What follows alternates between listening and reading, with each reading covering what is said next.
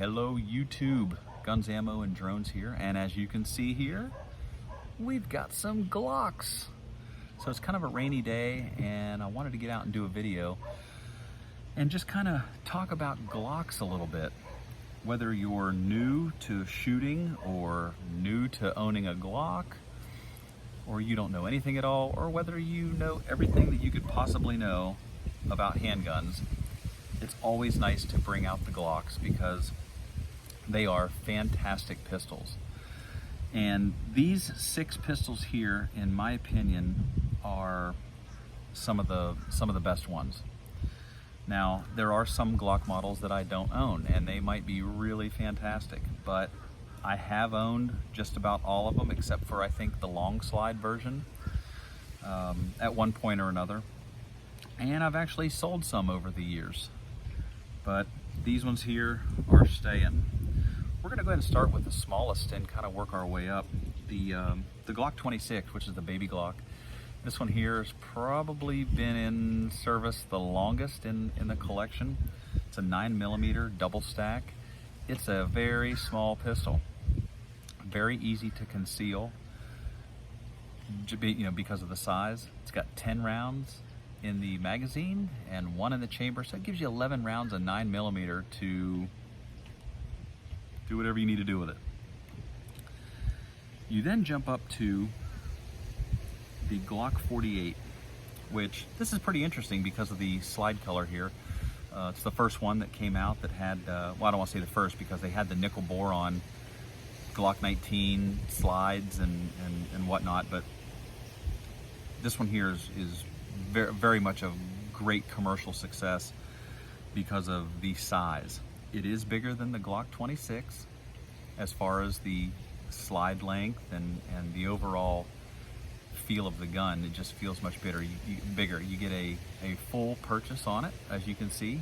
I don't have the biggest hands, but I've got pretty large hands, and it fits fantastic in my hand. Now this one here is a single stack. So basically what that means, if you don't know, this is a Glock 19 magazine. As you can see, it's loaded and it has 15 rounds. And then this one here is the Glock 48, so you can see the thickness of them. This one here holds 10, but it's a single stack, which means that they line up straight in here as opposed to the staggered double stack. Okay, so it's a much easier gun to carry.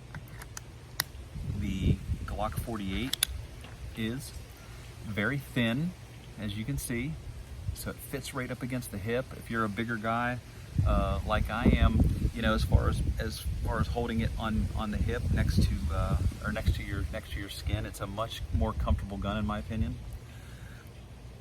Wonderful gun, wonderful shooter. Actually, all of these are fantastically accurate. Now we're going to jump up to the Glock 19, which, if you have a Glock collection or you're a gun enthusiast, you really have to have one of these. This is just a fantastic blend, in a sense, of most of these guns. It's a 9mm perfect carry gun. It's got so many options. Just like with most of these guns, you can customize these guns. But this Glock 19 is fantastic gun. It has been a carry gun of mine for years, up until the thinner lines have come out, and some of the other manufacturers that I have. This has to be in your collection. If you've got Glocks, if you are thinking of getting a Glock, you will not go wrong with the Glock 19. It's the perfect size for home, for carry, for a truck gun. It's like a utility gun. It just kind of serves a lot of different purposes. Plenty of rounds in it, 15 plus 1 in the chamber, so that gives you 16 rounds. Fantastic gun. So those three are the smaller of the Glocks, and then you finally get up into the full size. Here's another gun, in my opinion, that if you are going to have in your collection, it's the Glock 17. So basically, it's the big brother to the Glock 19. The barrel is just a little bit longer, as you can see. Now this is the ported model, so Basically, it helps with muzzle rise and to be a little bit more accurate whenever you're shooting, but you know, that might be for another video. But as you can see, they're basically the same thickness. It's just that the barrel is longer on the Glock 17 and the grip is actually a longer grip. So it's a full-size duty weapon, carry weapon, self-defense. You can put this anywhere you need to. Actually, this one here for a while was my bedside gun. I don't carry it for obvious reasons. I mean, it's a big full-size gun. It's got the rail up here, so you can put your light on it, just like I have here. I got this little O light on here, which is fantastic. But the Glock 17 is another one of those guns that if you're going to have a collection, you got to have a Glock 17. It is a fantastic gun. It's been around pretty much the longest, you know, from the beginning in the 80s. Became a very viable service weapon. Most of these are Gen 3s, of course. Back in the 80s, you know, would have been the Gen 1s and finally the Gen 2s. But these guns have certainly made a name in the law enforcement, military market, self-defense. A lot of people say that, oh, these guns are ugly, whatnot, and I have to completely disagree. I think these are probably one of the best looking guns in my opinion, basically because of its simplicity. They don't have a lot of controls on the outside. All the safeties are internal, except for the trigger. The trigger safety is external, obviously, but everything else is internal. There's no outside safety on them. And the simplicity of these guns and their durability is what makes them, in my opinion, one of the best guns. So you had the Glock 17. You jump up in caliber to the Glock 22, which is the 40 caliber. And this one here is actually the same size as the Glock 17 as far as frame and thickness, except for the round. The round is a much bigger 40 caliber. This one here, you got 15 rounds, plus one in the chamber. Same gun for the most part. Very, very, very nice gun. Very smooth shooter. 40s, they're not really as popular anymore. This is at the end of 2019. Christmas is in a couple days, and 40s just kind of seem to take a back seat, it seems like. Everybody's going back to the 9, and that's probably due to cost of the round, and law enforcement, they're still using them, but they're trading a lot of those in and switching back to the 9s, whether it's the Glock or they're switching to SIGs. The SIG, you know, is the Army gun now, which stay tuned for a video here in a couple weeks, because I've got a SIG M17 coming. I'm excited. I cannot wait. But anyway, the 17 and the 22, same size gun, just different caliber. I'm not saying you have to have a Glock 22 in your collection, because realistically it's the same size as the 17, and the 17's cheaper to shoot, and unless you're just really into those zippy guns, you know, 40's a zippy caliber. If you like to have that, I did, of course. I mean, it's fantastic. I'd own all the Glocks if I could. But fantastic gun. And then we get up into the bad boy, the biggest one that they make, the Glock 21. This is the 45 caliber ACP round, that big honking thing right there. Now this one here is 13 rounds staggered, so you got 14 rounds of 45 caliber knockdown power out of this bad boy. Now this one here is a very thick gun. I don't have my calipers with me. I don't know exactly how much thicker it is.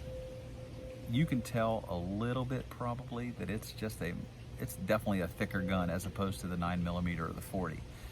I believe the 45 caliber Glock is just a little bit longer also, as you can see. Now that I just learned something, because I didn't know that, and I never really thought about comparing it, but that's actually pretty cool. It is a little bit longer. Very cool. All right, well, I learned something new.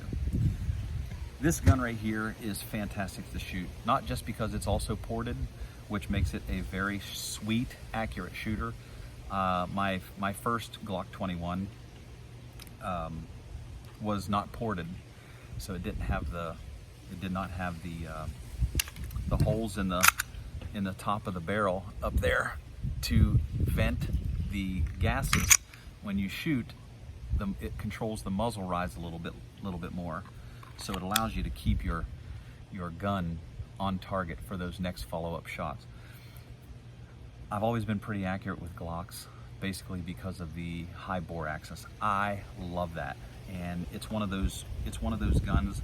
Actually, all of these have a very low bore axis, so I guess I've gotten spoiled. Not all my guns are like this, of course. I think the Glocks have probably the lowest bore axis. I could be wrong. Please send me a message if for some reason I am misquoting here. From my experience, it is probably the gun that has the lowest bore axis out of just about any pistol as far as the overall collection. And I believe all the Glocks are going to be very, very similar in that regard. Not just these 6, but all the other ones. You know, all the other ones that I don't have here. The Glock 36, which is the 45, the 30, which is the 45, any of the L series long slide Glocks. They're all going to have that very similar low bore axis. And I guess I can go ahead and do a demonstration. And what I mean by that is the barrel, the center of the barrel of the gun, if you put your hand, or if you put a little circle right there, that's going to be where your barrel is, the center of the barrel. So the bore axis would be the center of that barrel and how close that is to your hand, which allows the gun to not sit high in the hand. You know, some guns will sit pretty high, but this one here has a low bore axis, so that means that it's very, very low to where it touches the hand. So when you're shooting, that allows more of that recoil to come straight back, as opposed to doing a lot of the muzzle rise.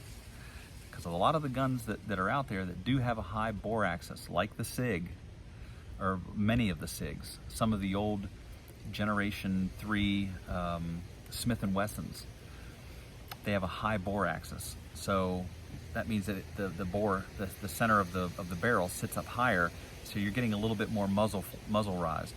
Where here, with these Glocks, it tends to more want to come straight back, which allows you to keep the gun pointed on the target, again, for those follow-up shots. That's pretty much all I'm going to say about these guns here. This is, again, my general representation of a lot of the guns that if you're a collector or you're an enthusiast, that you're going to want to have in your collection. You know, you're going to want to have a big, huge 45. You're going to want to have a 19, whether it's a few of them like these 4 right here.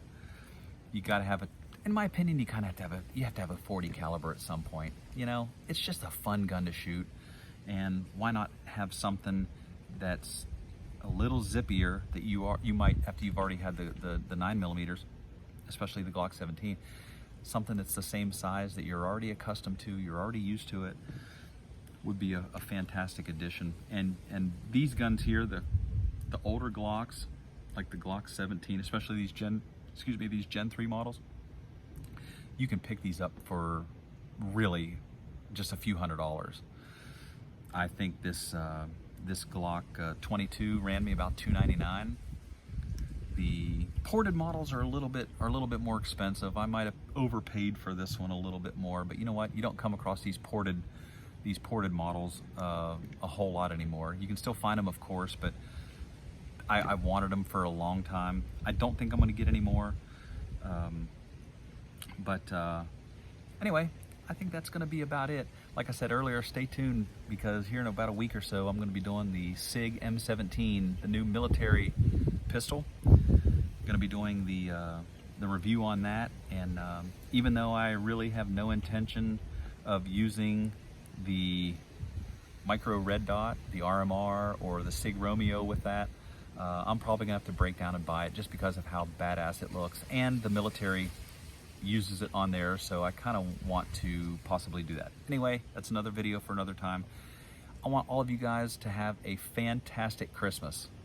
Down here in Florida, it's a little bit different when all you have is sand and there's no snow. But I hope all you guys have a great Christmas nonetheless, and look forward to another video after Christmas. See you guys later.